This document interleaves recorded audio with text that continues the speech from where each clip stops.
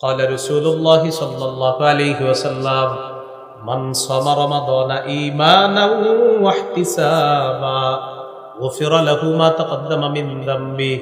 যে ব্যক্তি ঈমানের সাথে সওয়াবের আশায় রমজানের রোজা রাখলো তার আগের সব গুনাহ মাফ। তিরমিজির 614 নম্বর হাদিস। قال رسول الله صلى الله عليه وسلم الصوم جنة حصينة। নবীজি বলেন রোজা হলো জাহান্নাম থেকে বাঁচার জন্য মজবুত ঢালের নাম হলো রোজা। জাহান্নাম থেকে বাঁচার মজবুত ঢালের নাম রোজা। যুবক ভাইয়েরা একটু মন দিয়ে শোনেন, অভিভাবকরাও শোনেন। বালেক ছেলেরা রোজা রাখে না, অথবা রাখে 3টা রাখে বা রাখে না, বা 5টা রাখে, অন্যগুলা রাখে না। তিরমিজির 723 নম্বর হাদিসে আছে, কেউ যদি ইচ্ছাকৃতভাবে কোনো বালেক মুসলমান ইচ্ছাকৃতভাবে একটা রোজা না রাখে, শরীয়তের বিধান কাফারা কয়টা? 60টা। এটা একটা বিধান শরীয়তের। কিন্তু সে যদি সারা জীবন রোজা রাখে, ওই একটা রোজার ঘাটতি পূরণ হবে না। একটা রোজা আল্লাহর কাছে এত দামি। অথচ এখন রোজা আপনার রাখে না বলে কি বললাম, বাবা মা সন্তানকে সাহারির সময় উঠায় না, বা স্বাস্থ্য নষ্ট হবে, ছোট মানুষ, 21 বছরের শিশু, 18 বছরের শিশু উঠায় না। রোজা রাখতে হবে, বলেন ইনশাআল্লাহ। সাবধান, এইসব ব্যাপারে অলসতা করা যাবে না। এই হলো আপনার 7 নাম্বার আমল, রোজা রাখা। 8 নাম্বার, রমজান মাসে দান করবেন। এমনি তো সবসময় দান করবেন, রমজানে দানের মাত্রাটা বাড়ায় দিবেন। সূরা মুনাফিকুনের 10-11 নম্বর আয়াতে আল্লাহ বলেন, ওয়ানফিকু মিম্মা রাযাকনাকুম মিন ক্বাবলি আইয়াতিয়া আহাদাকুমুল মাউত। তোমাদের কারো কাছে মৃত্যু আসার আগে তোমরা আমার দেয়া রিজিক থেকে দান করো। فيقول رب لولا أخرتني إلى أجل قريب। মৃত্যু এসে গেলে ওই বান্দা বলবে, আল্লাহ আর একটু সুযোগ দাও, দুনিয়াতে আমি যাব। আল্লাহ বলবেন কেন? ওই ব্যক্তি বলবে, ফাআসসাদদাকু, আমি দান সদকা করব, ওয়া আকুম মিনাস সালিহিন, আমি নেক কাজ করব, ভালো মানুষ হয়ে যাব। আল্লাহ জবাব দিয়ে দেয়, ওয়ালাই ইউআখিরাল্লাহু নাফসান ইযা মৃত্যু এসে গেলে কিছুতেই আল্লাহ কাউকে আর সামান্য সুযোগ দিবে না। নাউজুবিল্লাহ। মৃত্যু আসলে একটু সুযোগ দিবে না। তো মৃত্যুর আগে কি করা? দান করা। এগুলো 8 নাম্বার। 9 নাম্বার, নফল ইবাদত বেশি করা। কি ইবাদত বেশি করা? ইদানিং কিছু উদ্ভট প্রশ্ন আপনাদেরকে কিছু মানুষ শিখাবে, বা অলরেডি শিখে ফেলছেন। এই প্রশ্নগুলো কখনো করবেন না। যেমন, হুজুর সুন্নত না বললে কি কোনো গুনাহ হবে? মানে এটা বলে এই নিয়তে, হ্যাঁ আর সুন্নত পড়বে না। কি বলে? সুন্নত না বললে কি কোনো গুনাহ হবে, এটা এই নিয়তে করে, মানে উনি সুন্নত পড়বে না। তো আজকে আমি আপনাদেরকে বলি, মনে করেন এই মাঠের সবাই আমারে প্রশ্ন করছেন, হুজুর সুন্নত না পড়লে কোনো গুনাহ হবে, মনে করেন প্রশ্নটা আমারে করছে। আমি আপনাদেরকে উত্তর দেওয়ার আগে জিজ্ঞাসা করি, জান্নাত ওয়াজিব হোক এটা চান কারা আর চান না কারা? সবাই চাই। নবীজি বলেছেন, দৈনিক 12 রাকাত সুন্নত যারা পড়বে ওয়াজাবাত লাহুল জান্নাত, তার জন্য জান্নাত ওয়াজিব। এখন আপনি সিদ্ধান্ত নেন, কি সুন্নত না পড়লে গুনাহ হবে এই প্রশ্ন করবেন, না সুন্নত পড়বেন? কি চিন্তা, কি প্রশ্ন? সুন্নত না পড়লে গুনাহ হবে। তো আমি বললাম সুন্নত পড়া জান্নাত ওয়াজিব হবে, কোনটা চান? মুসলমান হইলে টেনশনে পড়ে যাবে, তাহলে তো ওয়াজিব হোক এটাই চাই। তো বাস, এই প্রশ্ন আর করবেন না, সুন্নত পড়েন 12 রাকাত দিন। আবু দাউদের হাদিস 864 নম্বর হাদিস। রাসূলুল্লাহ সাল্লাল্লাহু আলাইহি সাল্লাম বলেন, ইন্না আউওয়ালা মা ইউহাসাবুন নাসু বিহি ইয়াউমাল কিয়ামাহ মিন আমালিহিম আস-সালাহ। কিয়ামতের ময়দানে মানুষের হিসাবের মধ্যে সর্বপ্রথম হিসাব হবে, আমলের যে হিসাবটা হবে এটা হবে নামাজের হিসাব।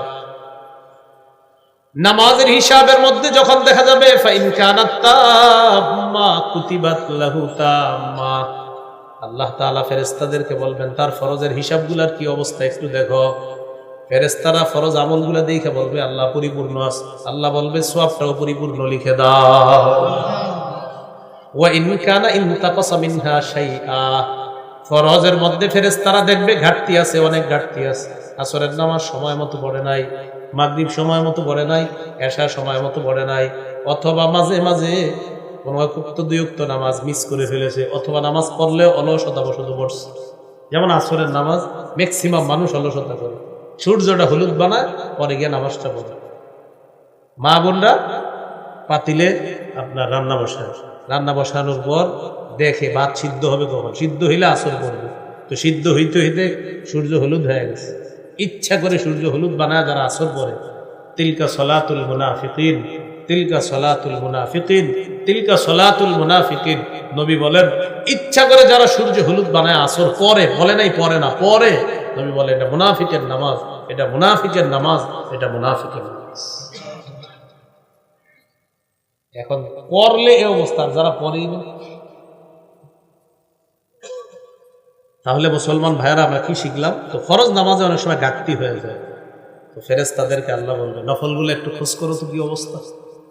তো ফেরেশতারা বলবে আল্লাহ নফল আছে, ভালোই নফল আছে, পড়ছে, রমজানে কিছু নফল বাড়ায় পড়ছে, রমজান মাস বোনাস দিছিলেন আপনি, নফল অনেক পড়ছে আল্লাহ।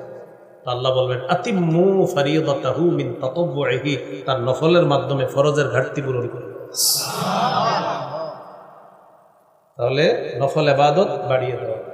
10 নাম্বার নেকির কাজ যত বেশি পারেন করবেন।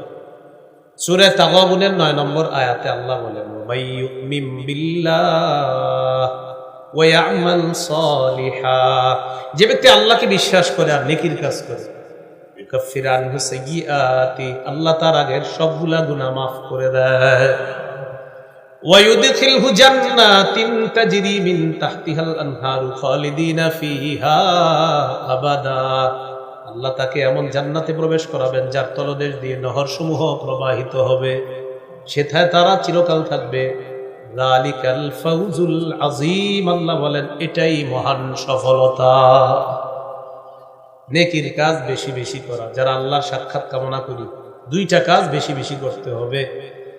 এর মধ্যে একটা হলো নেকির কাজ বেশি করা, 2 নাম্বার শিরিক মুক্ত ইবাদত করা। সূরা কাহফের সর্বশেষ আয়াত 110 নম্বর আয়াত, 16 পারা 4 নম্বর পৃষ্ঠা আল্লাহ তাআলা বলেন ফামান কানা ইয়ারজু লিকা রাব্বিহি ফালইআমাল আমালান সালিহা, যে ব্যক্তি তার রবের সাক্ষাৎ কামনা করে সে যেন নেক কাজ করে, ওয়ালা ইউশরিক বিইবাদাতি রাব্বিহি আহাদা, সে তার রবের ইবাদতে যেন কাউকে শরীক না করে। আল্লাহ আমাদেরকে এই রমজানে বেশি বেশি নেকির কাজ, আর এই নেকির কাজটা করব, পাশাপাশি সব সময় যেন নেকির কাজের অভ্যাসটা ধরে রাখতে পারি, আল্লাহ তৌফিক দান। আমিন। 11 নম্বর দোয়া করা, রমজানে বেশি বেশি দোয়া করব। এখন তো আমরা দোয়া করা ভুলে গেছি।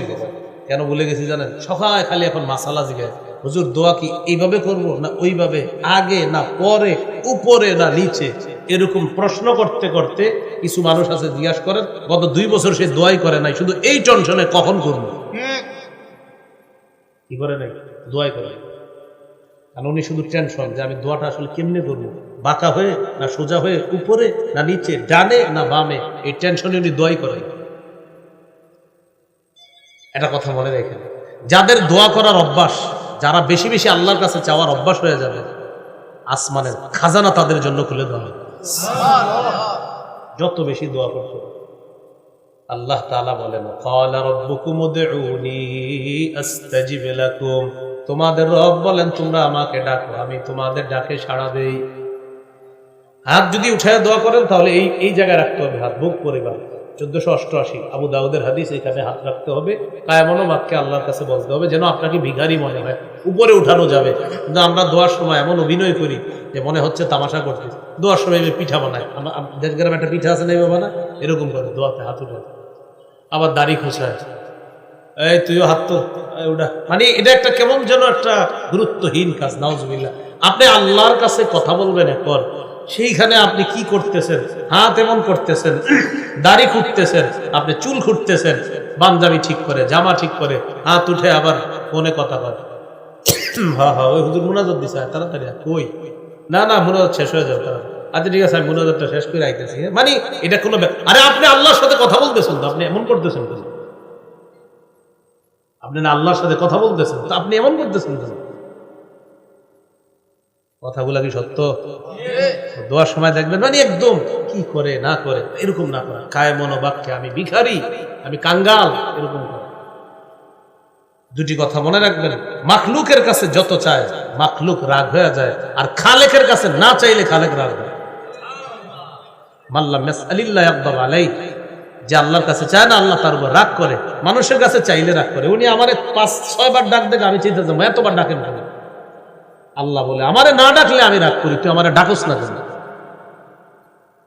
তুই আমারে ডাকস না কেন? বিশ্বাস করেন আপনারা আমারে ডাক দেন না, 5 বার ডাক দিবেন, 6 বারের সময় রাগ হয়ে যায়, এতবার ডাকেন কেন? আল্লাহ কয় তুমি আমারে ডাকো না কেন? আমরা ডাকলে রাগ হই, আল্লাহ না ডাকলে রাগ করে। 11 নাম্বার দোয়া করা, বেশি বেশি 2টা দোয়া করা রমজানে। সবাই একবার করে নেই, বলেন আল্লাহুম্মা ইন্নী আসআলুকাল জান্নাহ ওয়া আউযু বিকা মিনান নার। হে আল্লাহ, আমি আপনার কাছে জান্নাত চাই, জাহান্নাম থেকে পানাহ চাই। এই 2টি দোয়া আমরা বেশি বেশি করব ইনশাআল্লাহ। 12 নাম্বার জিকির করা। 4টি জিকির আল্লাহর কাছে সবচেয়ে পছন্দের 4টি বাক্য, এই 4টি বাক্য দিয়ে আমরা জিকির করি। ক্বালা রাসূলুল্লাহ সাল্লাল্লাহু আলাইহি ওয়াসাল্লাম আহাব্বুল কালামি ইলাল্লাহি আরবাউন। নবীজি বলেন আল্লাহর কাছে সবচেয়ে পছন্দের বাক্য হলো 4টি। 1 নাম্বার সুবহানাল্লাহ, আলহামদুলিল্লাহ, লা ইলাহা ইল্লাল্লাহ, আল্লাহু আকবার। এই 4টি জিকির আমরা বেশি বেশি করব। এর মধ্যে আপনি লা ইলাহা ইল্লাল্লাহর জিকির যেটা, এটাও সদা সর্বদা করতে পারেন। মা বোনরা রান্না করতেছেন, তা আপনি টেনশন করতেছেন, রান্নার সময় ঠোঁট না লাগানো ছাড়া জিকির করা দরকার। ঠোঁট লাগাইলে এটাও একটা কষ্ট, রমজানে যদি মনে করেন, তো ঠোঁট লাগানো ছাড়া একটা জিকির আছে, সেই জিকিরটা কি আপনারা করেন, দেখবেন ঠোঁট লাগবে না। লা ইলাহা ইল্লাল্লাহ করেন, এবার ট্রাই করে দেখেন ঠোঁট লাগেনি। লা ইলাহা ইল্লাল্লাহ, লা ইলাহা ইল্লাল্লাহ, ঠোঁট লাগে? কষ্ট নাই, ঠোঁট লাগে না। লা ইলাহা ইল্লাল্লাহ ঠোঁট লাগে না। হ্যাঁ, ট্রাই করে দেখবেন, লা ইলাহা ইল্লাল্লাহ ঠোঁট লাগে না। হাদিসে আসছে তিরমিজি 3592 নম্বর হাদিস। একবার যদি ইখলাসের সাথে কেউ লা ইলাহা ইল্লাল্লাহ পড়ে, ইল্লা ফুতিহাত লাহু আবওয়াবুস সামাই হাত্তা তুফজিয়া ইলাল আরশ, আসমানের সবগুলা দরজা খুলে দেওয়া হয় তার লা ইলাহা ইল্লাল্লাহ যেন আরশ পর্যন্ত পৌঁছে যায়। সুবহানাল্লাহ। তো আপনি মা বোনরা রান্না করতেছেন, রান্না করার সময় বলে দেন লা ইলাহা ইল্লাল্লাহ পড়তে থাকো, তুমি রান্না করতেছো বড়। তো আমরা রমজানের এই মাসগুলা ইবাদতের মাধ্যমে, এইভাবে জিকিরের মাধ্যমে কাটানোর চেষ্টা করবো ইনশাআল্লাহ। 13 নাম্বার, সারাদিন রোজা রাখলেন, রাখার পর ইফতার করবেন। 14 নাম্বার ইফতার করাবেন। 13 নাম্বার ইফতার করা, 14 ইফতার করানো। যেখানে ইফতার করানো অনেক ফজিলতের কাজ। অনেক সময় কি হয়, আমরা প্রতিবেশী ধনী থাকলে ইফতার করাইতে চাই না, যে ধনী মানুষ কি খাওয়াবো না, ধনী মানুষকেও আপনি ইফতার পাঠাবেন বা ওনারে দাওয়াত দিবেন আপনার বাসায়। কেন? রোজাদারকে ইফতার করানোর ফজিলত থেকে আপনি বঞ্চিত হবেন। তাহলে গরিবদেরকেও ইফতার খাওয়াবেন, আর আপনার প্রতিবেশী যদি ধনীও হয় তার জন্য পাঠাবেন, উনিও আপনার জন্য পাঠাবে। এটা হলো মহব্বত, ভালোবাসা আর ইফতার করানোর ফজিলত কামাই করার জন্য। তাহলে 13 নাম্বার ইফতার করা, 14 নাম্বার ইফতার করানো। 15 নাম্বার ইফতারের সময় দোয়া করা।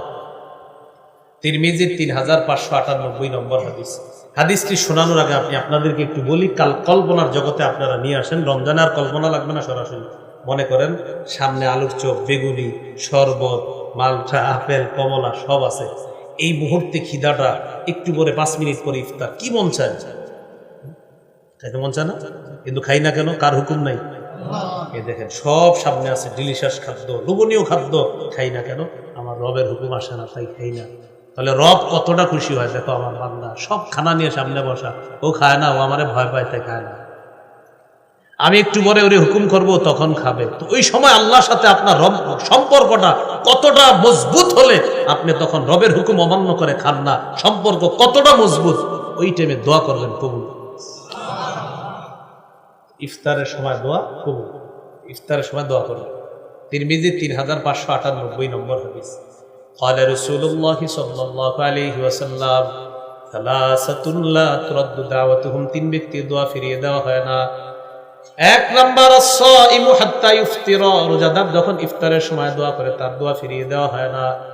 2 নাম্বার আল ইমামুল আদিল, ন্যায়পরায়ণ পুরুষ শাসকের দোয়া ফিরিয়ে দেওয়া হয় না। ন্যায়পরায়ণ পুরুষ শাসক, কি শাসক? কি শাসক? ন্যায়পরায়ণ পুরুষ শাসক। আবার বলেন কি শাসক? ন্যায়পরায়ণ পুরুষ শাসকের দোয়া ফিরিয়ে দেওয়া হয় না। হ্যাঁ, পরায়ণ পুরুষ শাসক। আল্লাহ যেন কিয়ামতের আগে আমাদের বাংলাদেশে কোনো নারী শাসক আর না আনে। রাসূল সাল্লাল্লাহু আলাইহি সাল্লাম বলেন, লা ইউফলিহা কওমুন ওয়াল্লাহু আমরাহুম ইমরাআতান, ওই জাতি কিছুতেই সফল হবে না যে জাতি তাদের নেতৃত্বে কোনো নারীকে বসায়। এই জন্য আল্লাহর কাছে দোয়া কর, আল্লাহ আমাদের দেশে একজন ন্যায়পরায়ণ পুরুষ শাসক আপনি দিয়ে দেন। ন্যায়পরায়ণ পুরুষ শাসক। এরপরে যদি কারো মনে হয় না হুজুর আমরা নারী শাসক চাই, আপনি একটা পোস্টার বানাবেন, আগামীতে নারী শাসক দেখতে চাই, হাদিসের ভাষ্য অনুযায়ী সারা জীবন হতভাগা থাকতে চাই, এরকম লিখে দিন। যদি বলে নারী শাসক দেখতে চান তো লিখে দিন নিচে আমি হতভাগা থাকতে চাই। এই যে আপনি কেউ কিছু বলবেন না, কারণ আপনি নিজেই সিদ্ধান্ত নিয়েছেন আপনি পুরা কবল থাকবেন, হতভাগা থাকবেন। আপনি চান আপনার ভাগ্য যেন পরিবর্তন না হয়, এটা তো আপনি নিজেই চান। তাহলে 1 নাম্বার রোজাদারের দোয়া, 2 নাম্বার ন্যায়পরায়ণ পুরুষ শাসকের দোয়া ফিরিয়ে দেওয়া হয় না, 3 নাম্বার ওয়া দাওয়াতুল মাজলুম, মাজলুমের দোয়া ফিরিয়ে দেওয়া হয়। 16 নাম্বার রমজানের শেষ দশকে ইতিকাফ করা। বুখারীর বর্ণনা 2033 নম্বর হাদিস, কানা রাসূলুল্লাহ সাল্লাল্লাহু আলাইহি ওয়াসাল্লাম ইয়াতাকিফু ফিল আশরিল আওয়াখির মিন রমাদান, নবীজি রমজানের শেষ দশকে ইতিকাফ করতেন। 17 নাম্বার লাইলাতুল কদর তালাশ করা। লাইলাতুল কদর পাওয়ার সহজ উপায় হলো ইতিকাফ করা, বুঝছেন? সহজ উপায় ইতিকাফ করা। সূরা কদরের 3 নম্বর আয়াতে আল্লাহ বলেন, লাইলাতুল কদরি খায়রুম মিন আলফি শাহর, কদরের রাত 1000 মাসের চেয়ে উত্তম। মাইয়াকুম লাইলাতুল কদরি ঈমানাও ওয়া ইহতিসাবা, কোন ব্যক্তি যদি ঈমানের সাথে সওয়াবের আশায় লাইলাতুল কদরে জাগ্রত হয়, গফিরা লাহু মা তাকদ্দামা মিন যামবি, তার আগের গুনাহগুলো মাফ করে দেওয়া হয়। এইজন্য 21, 23, 25, 27, 29 এই 5 রাত্রি বেজর রাত্রিতে জাগ্রত হয়ে ইবাদত করবেন। চেষ্টা করবেন রমজানের শেষ দশক পুরোটা ইবাদত করবেন রাতের বেলা। যদি প্রতিদিন না পারেন অন্তত বেজর রাত্রিগুলা যেন আমাদের মিস না হয়। 21, 23, 25, 27, 29 ঘরের নারী সদস্য যারা আছে তারাও যদি ঘুমিয়ে যায়, নবীজি এই শেষের দিকে ঘরের নারী সদস্যদেরকে উঠায় দিতেন, ওঠো ওঠো ওঠো ইবাদত বন্দি করো। কথায় মনে এসে গেছে একটা কথা, মা বোনদেরকে রমজানে একটু ইবাদতের সুযোগ দিন। আপনারা এমন ইফতারির লিস্ট ধরায়া দেন যে ওনার 2টা থেকে শুরু করতে হয় কাজ, আবার এমন সাহারির লিস্ট ধরায়া দেন যে বাস উনি সাহারির সময় ইবাদতের সুযোগ পায় না আর ইফতারের সময় একটু ইবাদতের সুযোগ পায় না। কারণ আপনি এতগুলো খাইতে হবে কেন বলেন? ঠিক আছে, 1 দিন 2 দিন খান ভালো, অনেক ডাটে খান, সব প্রতিদিন খেতে হবে কেন এরকম? তাহলে মা বোনদেরকে একটু ইবাদতের সুযোগ করে দেওয়া রমজান মাসে। প্রয়োজনে পুরুষ যারা আছে আপনি একটু সহযোগিতা করেন, হেল্প করেন কাজে, আপনি একটু সহযোগিতা করেন। আম্মাজান আয়েশা সিদ্দিকা রাদিয়াল্লাহু তাআলা আনহাকে জিজ্ঞাসা করছে, আম্মাজান নবীজি ঘরে সারাক্ষণ কি করে? সাহাবীরা মনে করছে সারাক্ষণ নবীজি নামাজ পড়ে জিকির করে, এরকম মনে করছে। আম্মাজান বললেন, নবীজি সারাক্ষণ ঘরে ফি মিহনাতি আহলিহি, পরিবারের কষ্টকর যে কাজগুলা ওই কাজগুলাতে নবীও শরীক থাকে, নবীজি শরীক থাকে। তাও বলছিলাম যে রমজান মাসে আমাদের মা বোনদেরকেও ইবাদতের সুযোগ করে দিন ইনশাআল্লাহ। কথার কথা আপনার যে উনি ইবাদত করার ইফতারের সময় আপনি সব ইফতারি রেডি হয়ে গেছে, তো তখনও আপনি এমন এমন কাজের মধ্যে লিপ্ত রাখেন একটু যে আল্লাহর কাছে দোয়া করবে সুযোগটা নেই। ইফতার রেডি, এটা একটু দোয়া করার সুযোগ নেই, বাকি কাজগুলো আপনি একটু বুঝে নেন তো হয়ে যাবে। তাহলে 17 নাম্বার লাইলাতুল কদরে আমরা ইবাদত করব, ঘরের নারী সদস্যদেরকে আমরা ইবাদতে উৎসাহিত করব। 18 নাম্বার সদকাতুল ফিতির আদায় করা। এটা এলাকার ওলামায়ে কেরাম আছে যারা পাশে দাওরা হাদিস মাদ্রাসা 2-3টা আছে রাস্তার ওই পাশে ওলামায়ে কেরামের সাথে পরামর্শ করে আপনারা এই বছর সদকাতুল ফিতির কত হয় এটা জেনে তারপর সদকাতুল ফিতিরটা আদায় করে দিবেন। এই হলো রমজানের মৌলিক 18টি করণীয় বললাম। গুরুত্বপূর্ণ অংশ 6টি বর্জনীয়। কয়টি? এটা বেশি গুরুত্বপূর্ণ। 1 নাম্বার ঝগড়া বর্জন করা। সহিহ বুখারীর 1904 নম্বর হাদিস, রাসূল সাল্লাল্লাহু আলাইহি সাল্লাম বলেন, ইজা কানা ইয়াউমু সাওমি আহাদিকুম ফালা ইয়ারফুস ওয়ালা ইয়াসখাত, তোমাদের কেউ যখন রোজা অবস্থায় থাকবা সে যেন অশ্লীল কথা না বলে, সে যেন বাদানুবাদ না করে। ফাইন সাব্বাহু আহাদুন আও কাতালা, কেউ যদি রোজাদারের সাথে ঝগড়া করে লড়াই করে তখন ওই ব্যক্তি বলবে ইন্নী সাইম, আমি রোজাদার। বুখারী অন্য বর্ণনায় আসছে 2 বার বলবে আমি রোজাদার। তাহলে এই রমজানে আমাদের সাথে কেউ ঝগড়া করতে আসলে আমরা 2 বার বলবো আমি রোজাদার, আমি রোজাদার। কয়বার বলবো? 2 বার। কেউ যদি ঝগড়া করে বাস ভাই আমি রোজাদার, আমি রোজাদার, এই 2 বার বলে দেব। তাহলে 1 নাম্বার ঝগড়া পরিহার করা। 2 নাম্বার অনর্থক কথা পরিহার করা। অনর্থক কথা কাকে বলে? একটু তাকান আমার দিকে, অনর্থক কথা বলেন। এটা কি পাঞ্জাবি বলেন? আসলে পাঞ্জাবি? আসলে ওটা তো পাঞ্জাবি, মানে ফাও কথা বলে। এই যাবি মানে হুদাই জিজ্ঞাসা করতে, অনর্থক কথা। এটা হলো কি কথা? অনর্থক কথা। এটা হ্যান্ড টিস্যু, তো এটা তো টিস্যুই। বারবার কইতে পারে এটা টিস্যুর উপরে কেন্দ্র করে 50টা কথা বলছে, অনর্থক কথা। তো এই অনর্থক কথা বর্জন করা 2 নম্বর। সহিহ বুখারী 2477 নম্বর হাদিসের বর্ণনা, রাসূলুল্লাহ সাল্লাল্লাহু আলাইহি সাল্লাম বলেন, ইন্নাল্লাহা কারিহা লাকুম সালাসা, আল্লাহ তোমাদের জন্য 3টি বিষয় অপছন্দ করেছেন। 1 নাম্বার কিলা ওয়া কল, অনর্থক কথা বলা আল্লাহ পছন্দ করেছেন। 2 নাম্বার ওয়া ইদাআতাল মাল, সম্পদ অযথা নষ্ট করা আল্লাহ পছন্দ করেছেন। 3 নাম্বার ওয়া কাসরাতাস সুআল, অনর্থক প্রশ্ন করা আল্লাহ পছন্দ করেছেন। ওই যে ওনারে পাঞ্জাবি নিয়ে 3টা প্রশ্ন করছে, আর তো পাঞ্জাবি প্রশ্ন করছি 3-4টা, অনর্থক প্রশ্ন করা আল্লাহ পছন্দ করেছেন। এই হলো 2 নাম্বার, অনর্থক কথা বলা যাবে না। 3 নাম্বার মিথ্যা কথা পরিহার করা। একটু আমার সাথে বলেন, মিথ্যা হলো সমস্ত পাপের আম্মা। সমস্ত পাপের মা কি? মিথ্যা কথা বলে। সহিহ বুখারীর বর্ণনা 1903 নম্বর হাদিস, রাসূল সাল্লাল্লাহু আলাইহি সাল্লাম বলেন, মাল্লাম ইয়াদা কাওলা যুরি ওয়াল আমালা বিহি ফালাইসা লিল্লাহি হাজাতুন ফি আইয়াদা তাআমা ওয়া শারাবা। যে ব্যক্তি রোজা রেখা মিথ্যা ছাড়তে পারলো না, সে যে খানা খাইলো না সারাদিন। আপনি রোজাদার, সারাদিন খান নাই, পান করেন নাই, নবীজি বলেন তোমার না খাওয়া আর না পান করার মধ্যে আল্লাহর কাছে কোনো গুরুত্ব নাই, কারণ তুমি মিথ্যা কথা বলো, মিথ্যা ছাড়তে পারো না। ভাই জুতা কত? ঈদের সিজন 1200 টাকা, 1150 দিই, আল্লাহর কসম 1140 করে কিনা। কত করে কিনা? যাই হোক, হইতে পারে 1140, যদি 1140 হয় তাহলে সত্য কথা, কিন্তু আপনি খোঁজ নিয়ে দেখলেন 500 করে কিনা, তাহলে 640 মিথ্যা কথা। বাকি 640 কি হলো? মিথ্যা কথা। বুখারীর বর্ণনা আসছে, কিয়ামতের ময়দানে 5 জন দাগী আসামির একজন হবে যে মিথ্যা শপথ করে পণ্য বিক্রি করে। মিথ্যা শপথ করে যে পণ্য বিক্রি করে, মিথ্যা কথা বলে, 5 জন দাগী আসামির একজন হবে এই মিথ্যা কথা বলে। তাহলে মিথ্যা পরিহার করা, এটা 3 নম্বর। 4 নম্বর গীবত পরিহার করা। এটারও একটা বাংলা বলি সুন্দর, যদি পারেন কেউ লেমনিটিং করে ঘরে টানা রাখবেন। বলেন যে আমল ধ্বংসের নীরব ঘাতক গীবত। আবার আমল ধ্বংসের নীরব ঘাতক গীবত। মানে আপনি বুঝতে পারবেন না, আমি আর উনি বসে বসে কথা বলতেছি, আমার জানাও নাই যে আমার আমলগুলো আরেকজন আমি দিয়ে দিতেছি। আমি ওনার সাথে বসে একজনের গীবত করতেছি, তো যার গীবত করতেছি আমি তো মাশাআল্লাহ ওনার সাথে বসে বসে গীবত করতেছি আর তাহাজ্জুদ নামাজের ফিরিস্তি শোনাইতেছি, কিন্তু আমার এই সব আমল নামা অন্যদিকে চলে যাচ্ছে।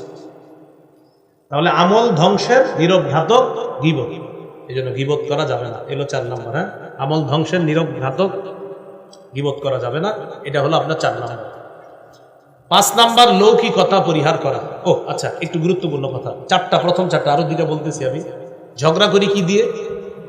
আচ্ছা, অনর্থক কথা বলি কি দিয়ে? মিথ্যা বলি কি দিয়ে? গীবত করি কি দিয়ে?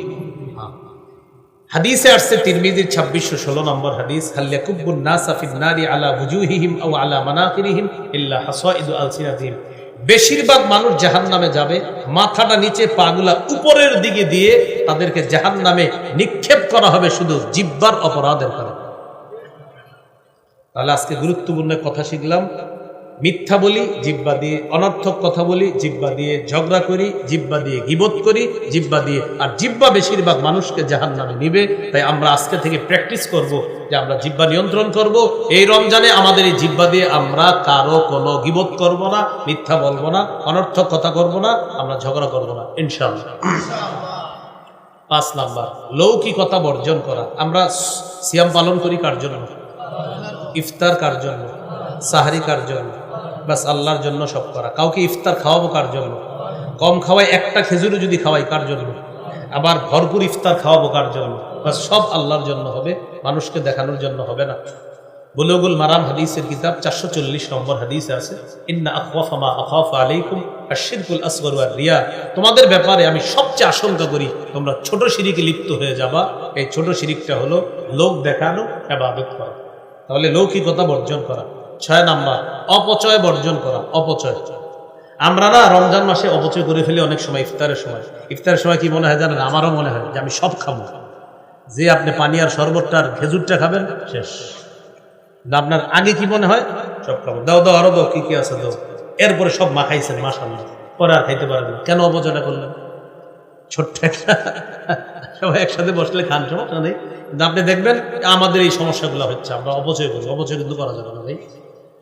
সর্বশেষ গুরুত্বপূর্ণ একটি কথা দিয়ে শেষ করব, এটা আমার সাথে একটু বলেন। আমাদের ইফতার যেন মাগরিবের জামাত ছুটে যাওয়ার কারণ না হয়।